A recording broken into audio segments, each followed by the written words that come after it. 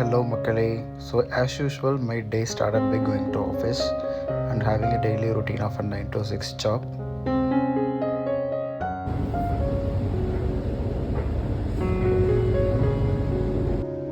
And I'm kind of a big Harry Styles fan, that's why I have him in my wallpaper.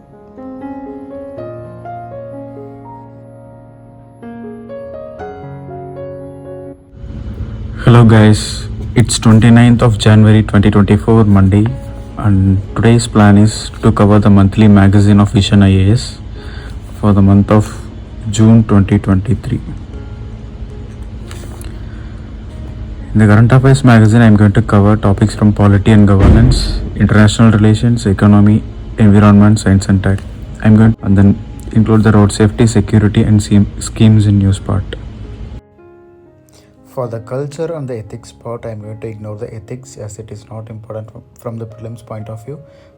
For the culture, I'm going to skim through these topics as I will be covering these topics exclusively from the art and culture point. And the monthly magazine I'm using is from Vision IAS. And for the class part, I'm referring to Clarity for UPSC by Dr. Shivan. He's an IAS officer.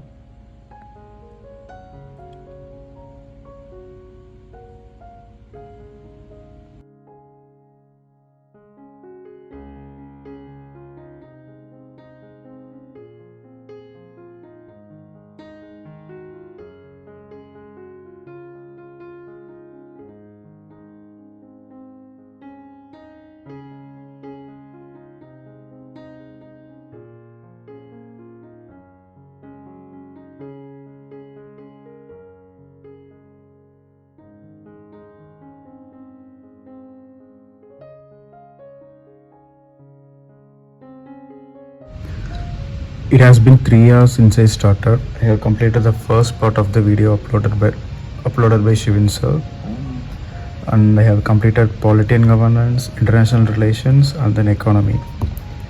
It's probably up to 50 pages now. Shivan sir is clearly explaining the current affairs from both prelims and the mains point of view. For example, if you see in this highlighted parts, the pink color I have highlighted is most important for the prelims and the yellow is for the mains. Likewise, he is explaining the stuff in the class itself. If you are a person who is not following the current affairs every day and following monthly magazine, I think this is one of the best resource for you.